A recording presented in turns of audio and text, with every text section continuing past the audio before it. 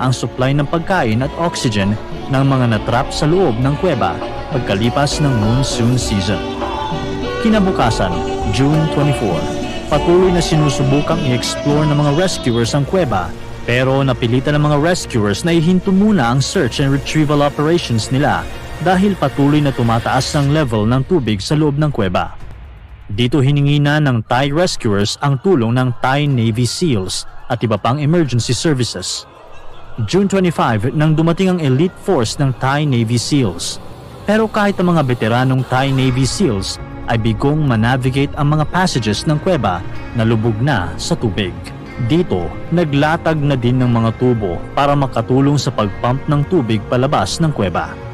Nang tila wala ng pag-asa na ma-rescue ang mga bata, siya namang pagdating ni Vernon Unsworth at siya ang magpaplano ng tila imposible para maligtas sa mga natrap sa loob ng kuweba.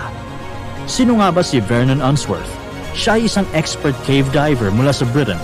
Gumugol siya ng 6 na taon sa pag-e-explore ng Tam Luang Cave at kada sulok ng kuweba. Ang network ng tunnels at chambers nito ay kabisado niya. Sa katunayan, nakagawa na siya ng mapa ng buong kuweba mismo.